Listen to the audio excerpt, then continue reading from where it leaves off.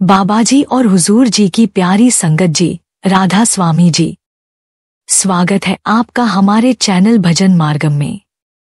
संगत जी, क्या आपने कभी ऐसा महसूस किया है कि सब कुछ सामान्य है, जीवन अपनी रफ्तार से चल रहा है, परिवार, काम, रिश्ते, सब कुछ व्यवस्थित प्रतीत होता है, फिर भी भीतर कहीं एक अजीब सी भारीपन की परत जम गई हो?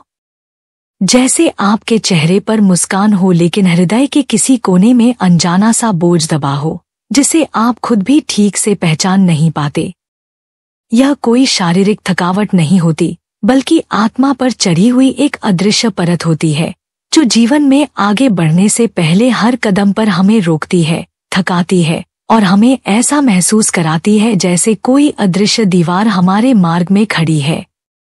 अक्सर हम इस असहजता का कारण ग्रह नक्षत्रों, भाग्य या जीवन की परिस्थितियों को मान लेते हैं, लेकिन संतमत की गहराई हमें बताती है कि यह सब हमारे अपने ही बीते हुए कर्मों का बोझ है, पुराने जन्मों की अधूरी ऊर्जा, संचित वासनाएं और अपूर्ण संकल्प, जो आत्मा की परतों पर चढ़ते गए और अब पीड़ा बनकर उभरते हैं। जिस दिन यह समझ आ जाती है कि जो कुछ हमारे जीवन में हो रहा है, उसका कारण कहीं बाहर नहीं बल्कि हमारे भीतर है, उस दिन से हम दूसरों को दोष देना बंद कर देते हैं और सच्ची आत्मिक जिम्मेदारी लेना शुरू कर देते हैं। संत महात्माओं ने जो ज्ञान हजारों वर्षों की तपस्या, ध्यान और अनुभव से पाया, वह उन्होंने वेदों, उपनिषदों और संतवाणी में दर्ज किया। पर अफसोस, आज की तेज रफ्तार दुनिया में वह सरल ज्ञान हमें कल्पनाओं की कहानियां लगने लगा है। लेकिन वही ज्ञान हमें अंधकार से प्रकाश की ओर और अविद्या से आत्मबोध की ओर ले जा सकता है, अगर हम उसे खुले हृदय से स्वीकारें। आज हम उसी आत्मिक सत्य की ओर एक छोटा सा कदम रखने जा रहे हैं। कोई बड़ी साधना नहीं, कोई खर्च नहीं, कोई विशेष विधि नहीं, सिर्फ 5 मिनट, और वो भी कुछ न करने के लिए। हाँ, कुछ भी नहीं करना, सिर्फ मौन में बैठकर अपने भीतर उतरने का साहस करना। यह भीतर की यात्रा है, जहां भगवान बाहर नहीं, आपके भीतर इंतजार कर रहे हैं। इस भागदौड़, दिखावे और चिंता से भरी दुनिया में जब हमें यह समझ आने लगता है कि वास्तव में हमारे पास कुछ भी नहीं है और जो है वो सब अस्थायी है, तब हम जान पाते हैं कि सिर्फ वही एक सहारा है, परमात्मा का नाम। जब यह एहसास जन्म लेता है कि दुनिया के सारे रंगमेले नकली हैं, रिश्तों का मोह क्षणिक है और यह जीवन सिर्फ एक पड़ाव है, तब हम अपनी सांसों की पूंजी उस मालिक के मिलन की कोशिश में लगाना शुरू करते हैं, ताकि जब हम प्रभु के द्वार पर पहुंचे तो कह सकें, प्रभु, मैंने प्रयास किया, मैंने हर क्षण तुझे याद किया, मैं गिरा भी, टूटा भी, पर तुझे नहीं छोड़ा। और उस क्षण वह प्रभु हमारी दुनियावी इच्छाएं ही नहीं, बल्कि हमारे पिछले जन्मों के कर्मों, हमारी आत्मा पर चढ़ी मैल और हमारे कर्म बंधन भी काट देते हैं। संतमत का यही संदेश है कि आप नाम जप की उस सरल विधि को अपनाइए, जो आपको कर्मकांडों से मुक्त कर सकती है और सीधे उस प्रभु की शरण में पहुंचा सकती है जहां हर प्रश्न का उत्तर है। इसलिए संगत जी, आज की यह साधना सिर्फ साधना नहीं, आत्मा की मुक्ति का मार्ग है। इस वीडियो को अंत तक जरूर सुनिए, क्योंकि आज आप जानने जा रहे हैं वह सरल नाम जप विधि, जो आपके अदृश्य बोझों को उतार सकती है, आपकी आत्मा को हल्का कर सकती है और आपको आपके सच्चे घर की ओर ले जा सकती है।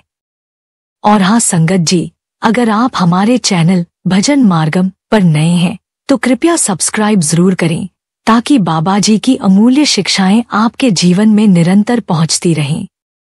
संगत जी, कल्पना कीजिए कि एक दिव्य पुस्तकालय है, जो न इस पृथ्वी पर है, न किसी देशकाल में बंधा है। वह अनंत है, निराकार है और वहां हर आत्मा की अपनी अपनी किताबें सुरक्षित हैं। उन किताबों में क्या है? आपकी आत्मा के पिछले जन्मों का संपूर्ण लेखा जोखा, हर जन्म एक किताब। उसमें आपके किए हुए हर छोटे बड़े कर्म, आपकी प्रत्येक भावना, आपकी हर नियत, हर प्रतिक्रिया, हर वाणी और हर विचार बड़े सूक्ष्म और स्पष्ट रूप से दर्ज हैं। यह कोई कल्पना नहीं है संगत जी, शास्त्रों में कहा गया है कि आत्मा 84 लाख योनियों में भटकती है और इन सभी योनियों के अनुभवों का लेखा जोखा आत्मा अपने साथ लेकर चलती है। तो सोचिए, आपने कितनी किताबें लिखी होंगी, कितने जीवन, कितने रिश्ते, कितनी पीड़ा, कितने बंधन और कितने अधूरे अध्याय आत्मा के पन्नों में कैद हैं। इन पन्नों में केवल कर्म नहीं, बल्कि उनके पीछे की भावना भी जुड़ी होती है। कोई कर्म बाहर से छोटा दिखे, लेकिन अगर नियत में द्वेष, क्रोध या मोह है तो वह आत्मा पर एक दाग छोड़ जाता है और यही दाग धीरे धीरे आत्मा की परतों को ढक देते हैं। यही दाग, यही प्रभाव समय के साथ कर्म बंधन में बदल जाते हैं। ये बंधन दिखते नहीं, पर इनका असर पूरे जीवन पर होता है। यह बंधन आत्मा को नीचे की ओर खींचता है, जैसे किसी पक्षी के पंखों में मिट्टी भर जाए तो वह उड़ नहीं सकता, वैसे ही आत्मा अपने ऊर्ध्वगमन, अपने मूल घर, अपने परमात्मा की ओर यात्रा नहीं कर पाती। और फिर हम बार बार जन्म लेते हैं, बार बार उन्हीं कष्टों और परिस्थितियों से गुजरते हैं जिन्हें हमने पहले जन्मों में जन्म दिया था। कोई भी दुख अचानक नहीं आता, कोई भी परिस्थिति अकारण नहीं होती, सब कुछ किसी न किसी पुराने कर्म का परिणाम होता है जिसे आत्मा खुद ढो रही होती है। अब समझिए, कभी कभी हमारे जीवन में ऐसा क्यों होता है कि सब कुछ होते हुए भी मन अधूरा लगता है। हमारे पास घर है, परिवार है, सम्मान है, सुविधा है, लेकिन भीतर एक अजीब सी बेचैनी रहती है और उस बेचैनी का कोई ठोस कारण नहीं मिलता। हम सोचते हैं कि शायद यह तनाव, अवसाद या जीवन की दौड़ है, लेकिन संगत जी, यह आत्मा की पुकार होती है। वह आत्मा जो पिछले जन्मों की मैल से भर चुकी है, जो इन अदृश्य बंधनों से थक चुकी है, वह मुक्त होना चाहती है। जैसे एक बच्चा कीचड़ में गिरकर रोते हुए अपनी माँ को पुकारता है, माँ मुझे उठाओ, मुझे साफ करो, मुझे बचाओ। वैसे ही आत्मा भीतर से पुकार रही होती है, प्रभु को आवाज दे रही होती है और कह रही होती है, मालिक मुझे बचा लो, मुझे इस जन्म जन्मांतर की पीड़ा से मुक्ति चाहिए। लेकिन यह पुकार हम तब तक नहीं सुन पाते जब तक हम बाहरी जीवन में उलझे रहते हैं। जब तक हम अपने अस्तित्व को केवल शरीर, नाम और पद से जोड़ते हैं, तब तक आत्मा की आवाज कहीं अंदर दब जाती है। लेकिन जैसे ही हम मौन में जाते हैं, जैसे ही हम भजन सुमिरन करते हैं, जैसे ही मन शांत होता है, आत्मा की यह दबी हुई पुकार ऊपर आने लगती है। वही क्षण होता है जब सच्चा परिवर्तन आरंभ होता है। उस समय हमें यह समझ आने लगता है कि इस जीवन का उद्देश्य सिर्फ भोगना या जीना नहीं है, बल्कि आत्मा की परतों को साफ करके उसे उसके मूल स्वरूप में लौटाना है। संगत जी, जब यह आत्मिक समझ जागती है, तब साधना केवल एक कर्म नहीं रह जाती, वह आत्मा की धुलाई बन जाती है। हर सुमिरन, हर ध्यान, हर सेवा आत्मा की किताब से एक एक पुराने पन्ने को जलाने का कार्य करता है और धीरे धीरे आत्मा फिर से उस स्थिति में आ जाती है जहां वह हल्की हो, निर्मल हो और प्रभु की ओर उड़ सके। यही है सच्चा मोक्ष का मार्ग, आत्मा को उसकी असली स्थिति में लाना। तो संगत जी, यदि आपके जीवन में भी कोई अदृश्य पीड़ा है, कोई कारणहीन उदासी है, तो समझिए कि यह आत्मा की पुकार है और यह समय है उस पुकार को सुनने का, उत्तर देने का और अपने भीतर की किताबों को जलाने का।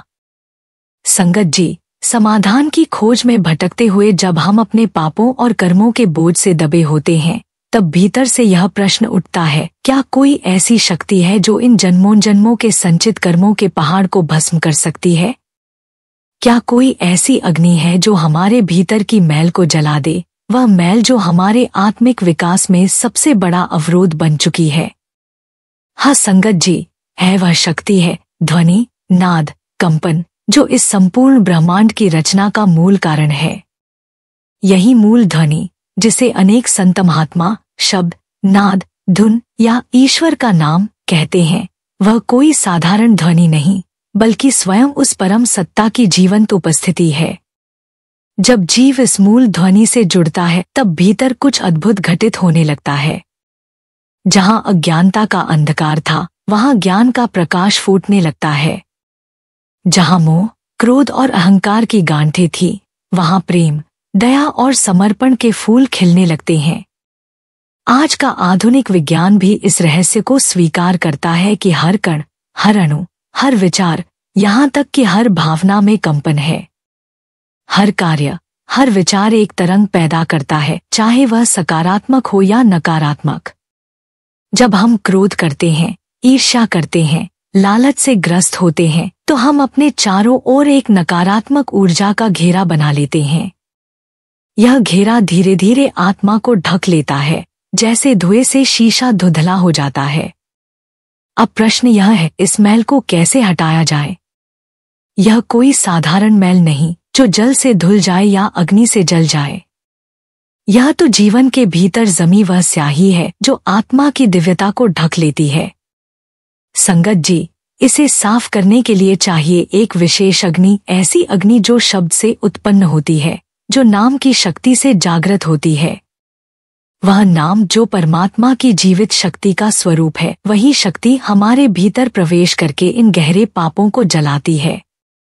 संत कहते हैं, नाम तारणहार है, नाम ही उद्धार है। यह नाम कोई उच्चारण मात्र नहीं, यह ब्रह्मांडीय कंपन है। यह वही नाद है जो सृष्टि के आरंभ से अनंत तक अनवरत प्रवाहित हो रहा है। जब साधक इस नाद में समर्पित होता है, जब वह श्रद्धा से सुमिरन करता है, जब सेवा, सत्संग और समर्पण के साथ वह भीतर उतरता है, तब यह कंपन उसकी आत्मा को पुनः निर्मल कर देता है। तो संगत जी, समाधान यही है, नाम के साथ जुड़ना, शब्द को भीतर सुनना, उस दिव्य धुन को पकड़ना। यह न केवल हमें पापों से मुक्त करता है, बल्कि यह हमें हमारी असली पहचान तक पहुंचा देता है। और एक बार जब आत्मा उस धुन में रम जाती है, तब न कोई कर्म उसे बांध सकता है, न कोई पाप उसे छू सकता है, क्योंकि तब वह शक्ति खुद उसके भीतर जल रही होती है, उसे शुद्ध करने, उसे प्रकाशित करने और अंततः उसे मुक्त करने। यही है समाधान, यही है वह शक्ति जो पापों को भस्म कर देती है। संगत जी, नाम में वही शक्ति है जो नामी में है। यह कोई केवल कहने की बात नहीं, बल्कि एक दिव्य सच्चाई है जिसे हर संत, हर सद्गुरु ने बार बार हमें समझाया है। बाबा जी भी सत्संगों में यही गूढ़ बात समझाते हैं कि नाम और नामी में कोई भेद नहीं है। जैसे सूरज की रोशनी सूरज से अलग नहीं होती, वैसे ही परमात्मा का नाम स्वयं परमात्मा की उपस्थिति है। जब हमें सद्गुरु से 5 नामों का बीज मंत्र मिलता है, तो वह केवल कुछ शब्द नहीं होते, वे हमारे अंतरात्मा के भीतर दिव्यता की चाबी होते हैं। यह मंत्र बीज के समान है जिसमें पूरा आत्मिक वृक्ष समाया होता है। यह बीज मंत्र यदि श्रद्धा, प्रेम और नियमित अभ्यास से सुमिरन किया जाए, तो वह बीज भीतर अंकुरित होता है, चेतना को रूपांतरित करता है और धीरे धीरे हमारी आत्मा को उस परमात्मा की ओर ले जाने लगता है जहां से हम कभी अलग हुए थे। संगत जी, इसी को कहते हैं नाम की महिमा।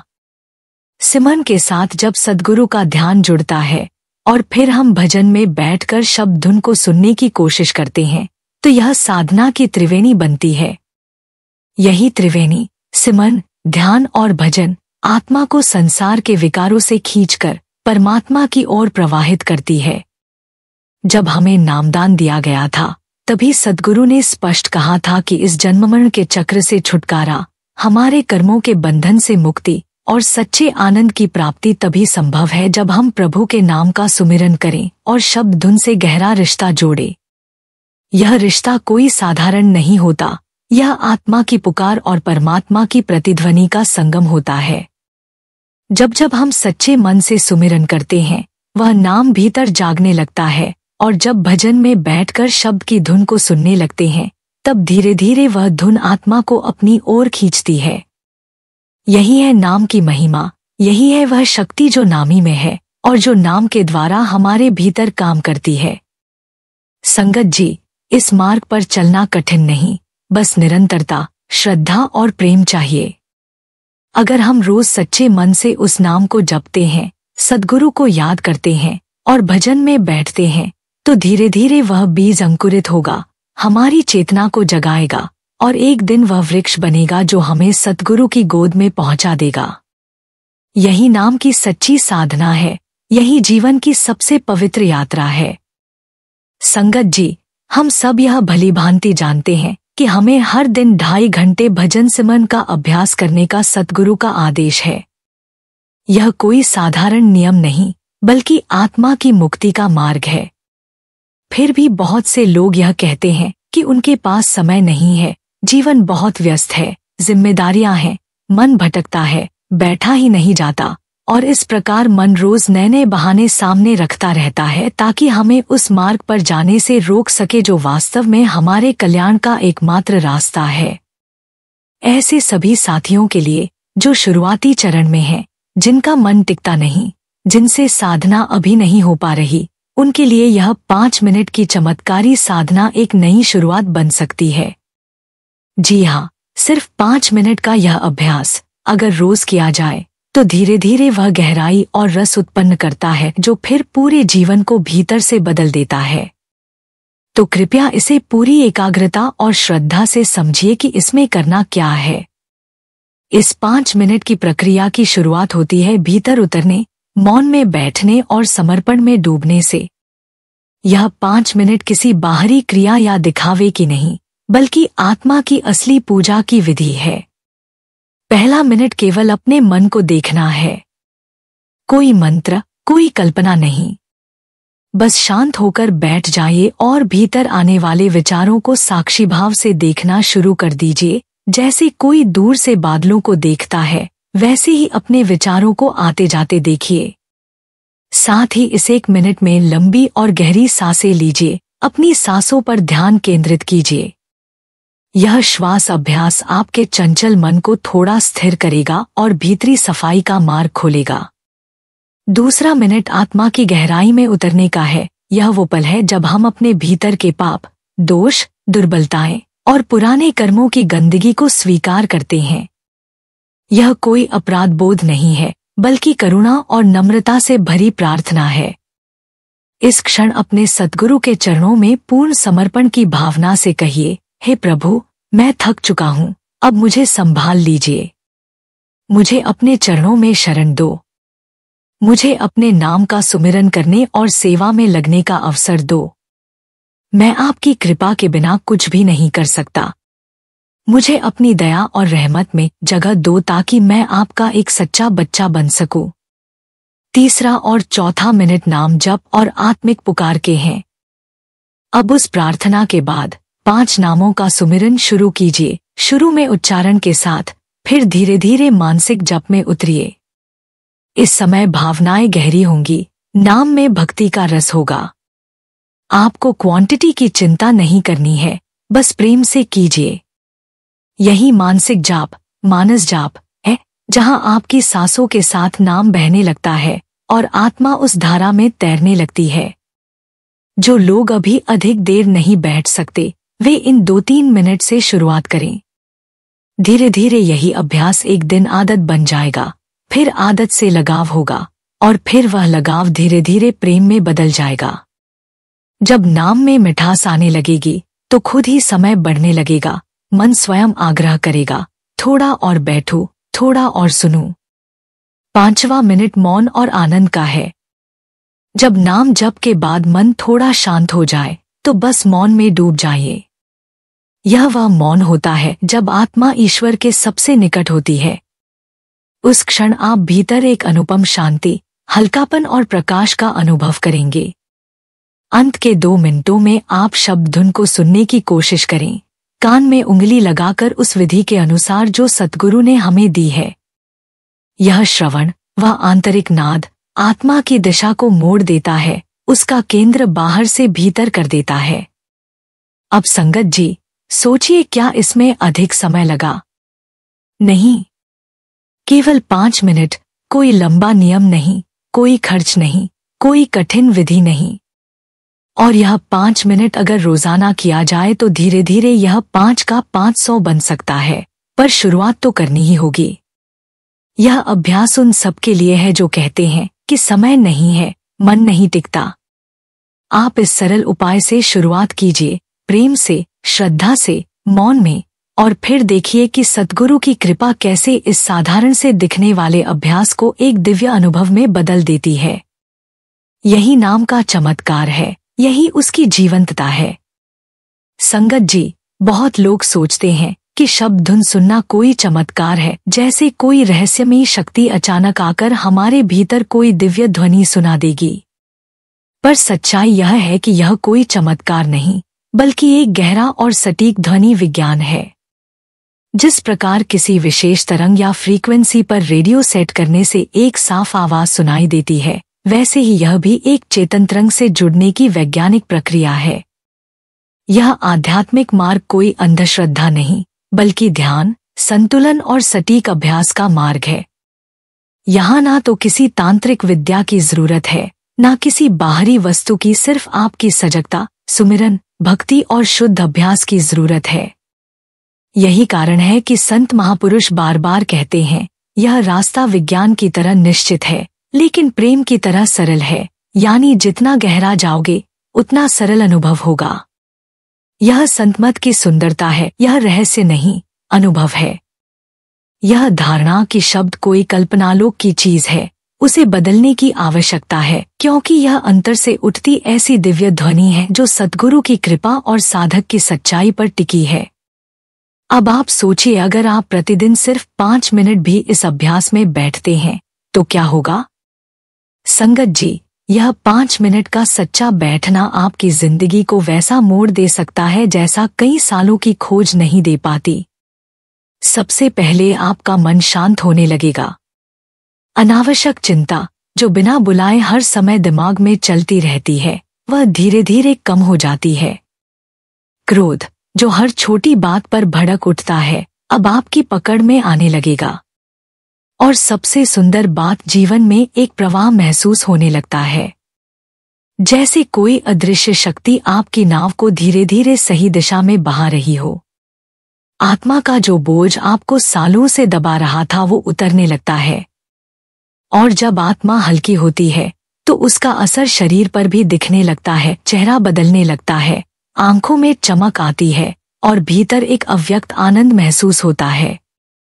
संतों ने यही तो कहा, नाम का असर पहले भीतर होता है, फिर बाहर झलकता है, और यह कोई एक दिन की बात नहीं, यह निरंतर अभ्यास से मिलने वाला अमूल्य फल है। इसलिए संगत जी, आप बस 5 मिनट रोज खुद को प्रभु के नाम में समर्पित कर दीजिए और देखिए कैसे आपकी पूरी जिंदगी शांत, सरल और सच्ची होती चली जाएगी।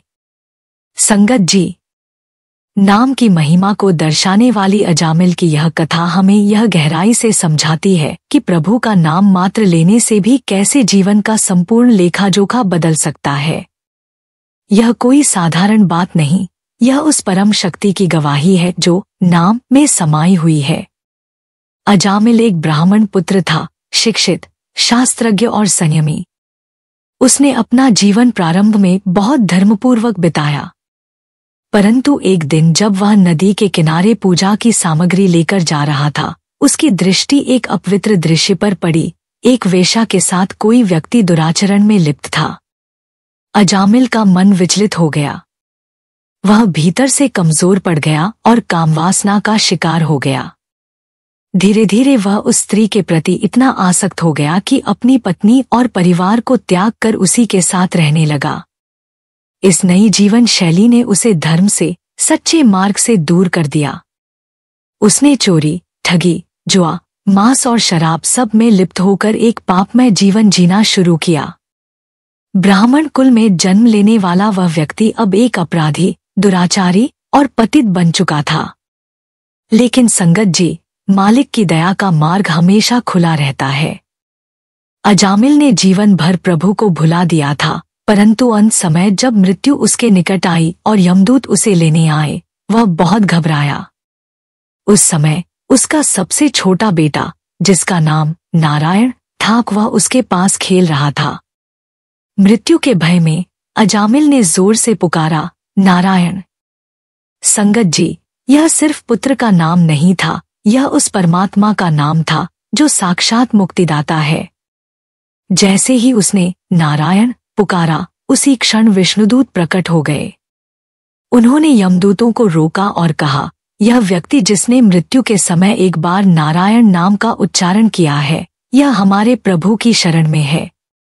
इसके समस्त पाप समाप्त हो गए हैं। यह सुनकर यमदूत भी स्तब्ध रह गए। उन्होंने प्रश्न किया, क्या इतने पापों के बावजूद भी यह मुक्त हो सकता है? उत्तर था हाँ, क्योंकि नाम और नामी में भेद नहीं। संगत जी, यह घटना हमें यह सिखाती है कि नाम में कैसी अपार शक्ति है। अगर अजामिल जैसे पापी को प्रभु का नाम मुक्ति दे सकता है, तो हम अगर प्रेम, भक्ति और श्रद्धा से नाम का सुमिरन करें, तो प्रभु स्वयं क्यों नहीं प्रकट होंगे? बाबा जी भी यही सिखाते हैं। नाम एक ऐसा बीज है जो चाहे जहां बोया जाए, यदि सही से सींचा जाए तो उसमें प्रभु की झलक प्रकट होती है। भजन, सुमिरन और शब्द की धुन ही वह जल है जिससे यह बीज फले फूले। संगत जी, अजामिल ने अनजाने में नाम लिया और बच गया। आप अगर जागकर श्रद्धा से, प्रेम से नाम लेंगे तो क्या प्रभु आपकी पुकार नहीं सुनेंगे? सुनेंगे संगत जी, और अवश्य दौड़े चले आएंगे, क्योंकि वह तो प्रेम के भूखे हैं। नाम की पुकार उनकी आत्मा को छूती है। नाम जब हृदय से निकलता है तो वह केवल शब्द नहीं रहता, वह साक्षात प्रभु की ओर एक सीधी सीढ़ी बन जाता है।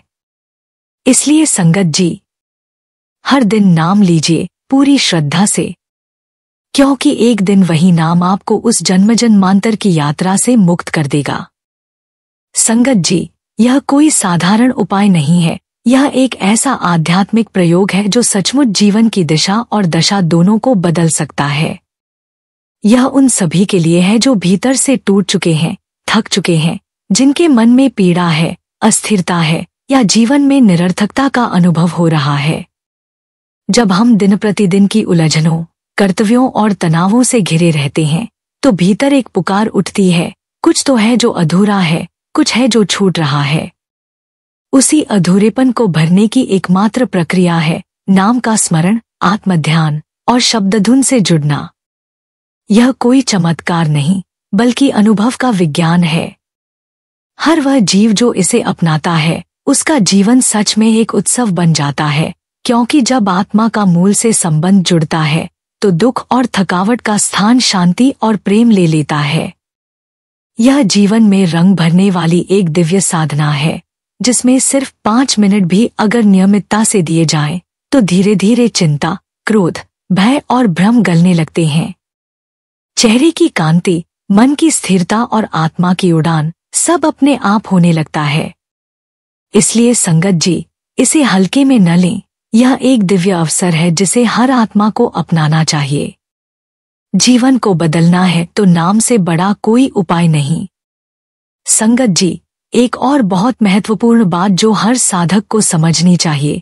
कई बार हम भजन सुमिरन करते समय हर समय यही सोचते रहते हैं कि क्या हम सही तरीके से बैठ रहे हैं, क्या हम ठीक ढंग से ध्यान कर रहे हैं, और इसी सोच में उलझकर कभी अपनी बैठने की अवस्था बदलते हैं, कभी जगह को लेकर शंका करते हैं, कभी मन में यह चलता है कि अभी कुछ महसूस नहीं हो रहा तो शायद मेरी मुद्रा गलत है, चलो इसे बदल लूं।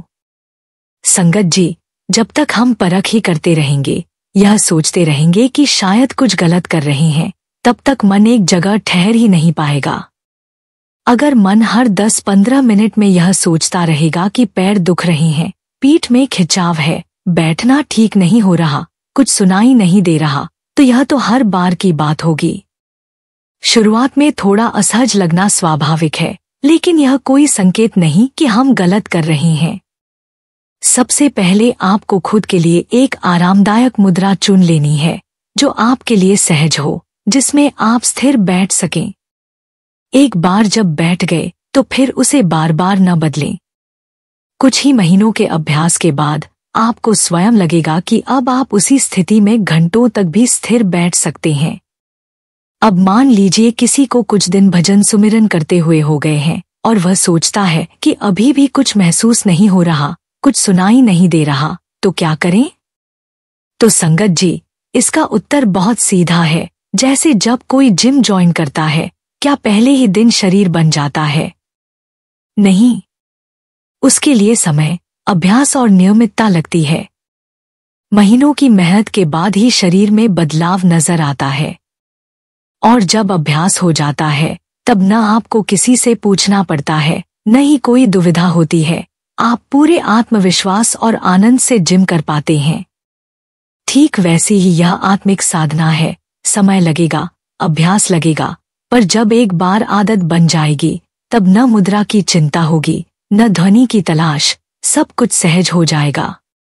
इसलिए संगत जी, शुरुआत में जो बेचैनी, जो शंका, जो तकलीफ महसूस होती है वह साधना का हिस्सा है।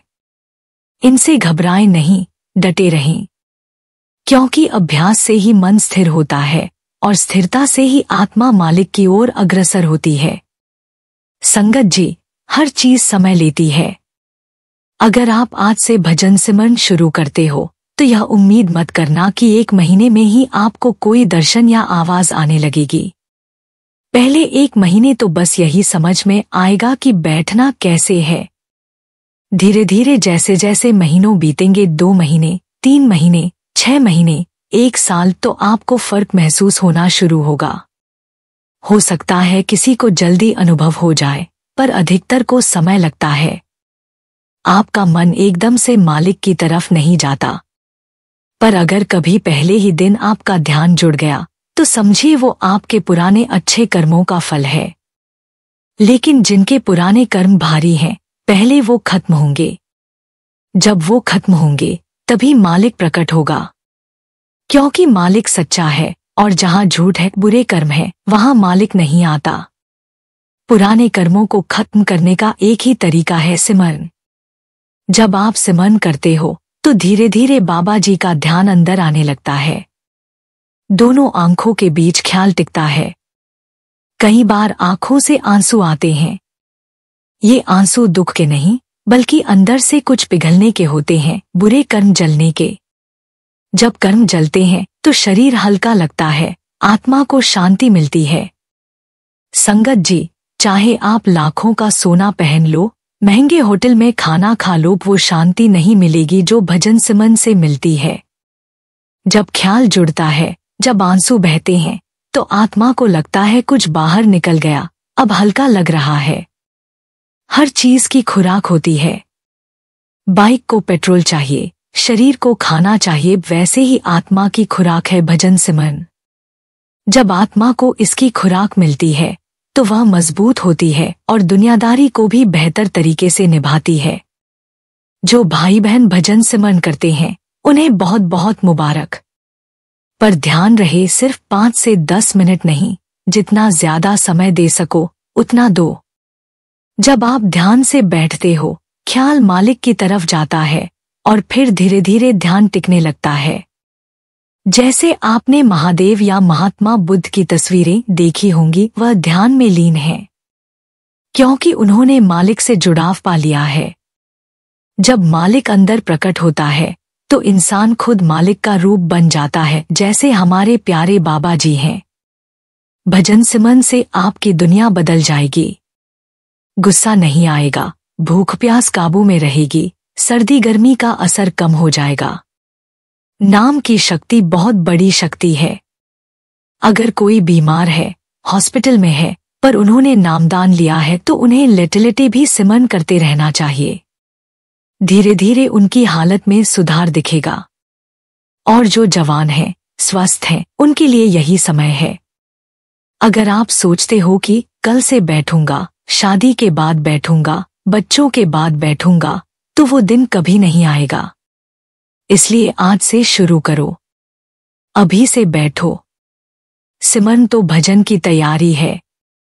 सिमरन से मन शांत होता है, पर असली जुड़ाव भजन से होता है। इसलिए सिमरन के बाद जरूर भजन पर बैठो। जब आप रोज सिमरन और भजन करोगे तो एक दिन ऐसा आएगा कि अंदर अपने आप सिमरन चलता रहेगा। और जब ध्यान लग जाएगा तो खुद ब खुद सिमरन भी रुक जाएगा, फिर बस आप और आपके बाबा जी रह जाएंगे। वो मिलन ही असली मंजिल है, आत्मा का परमात्मा से मिल जाना। और सबसे जरूरी बात, भजन के लिए एक शांत जगह चुनो, जहां कोई शोर न हो, बस आप हो और मालिक हो। वहां बैठो, सिमरन करो, भजन करो और देखना बाबा जी की दया आप पर जरूर होगी। संगत जी, आप तो समझ ही गए होंगे, अगर हम भजन नहीं कर रहे तो असल में क्या छूट रहा है। भजन के बिना साधना अधूरी है। यह ठीक वैसा है जैसे कोई व्यक्ति दरवाजा खटखटाए और बिना भीतर जाए ही लौट जाए। सुमिरन उस खटखटाने जैसा है, लेकिन भजन तो उस भीतर प्रवेश करने जैसा है। बिना भजन के शब्द धुन सुनाई नहीं देती। वो अनहद धुन जो सद्गुरु ने भीतर बोई है, उसका रस हमें तभी मिलता है जब हम सुनने बैठते हैं। अंतर की शांति अधूरी रह जाती है। सुमिरन मन को शांत करता है, लेकिन भजन उस शांति को स्थायित्व देता है। गुरु कृपा का अनुभव अधूरा रह जाता है। कृपा तो हर क्षण बरस रही है, पर हम तो जैसे बर्तन को उल्टा रखे बैठे हैं। भजन ही है जो उस कृपा को सहेजने का साधन है। भीतर का मिलन नहीं होता। आत्मा की प्यास केवल शब्द में मिलन से बुझती है, और भजन ही वो मार्ग है।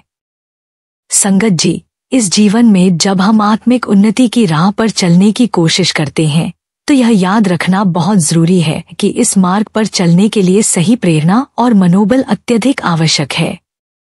जीवन में जब तक सही प्रेरणा नहीं होती, हमारा मन बार बार हमें भटका सकता है। वह हमें उठाकर गिरा देता है और हम अपने आत्मिक लक्ष्य से दूर हो जाते हैं। माया, इस संसार की भ्रामक ऊर्जा, हमें अपने जाल में फंसाकर हमसे हमारी राह छीनने का प्रयास करती है। यह माया हमारे मन और सोच को इस हद तक भ्रमित कर देती है कि हम अपने उद्देश्य को ही भूल जाते हैं। इसलिए इस मार्ग पर सफलता प्राप्त करने के लिए दो बहुत महत्वपूर्ण बातों पर ध्यान देना अत्यंत आवश्यक है: सेवा और सत्संग।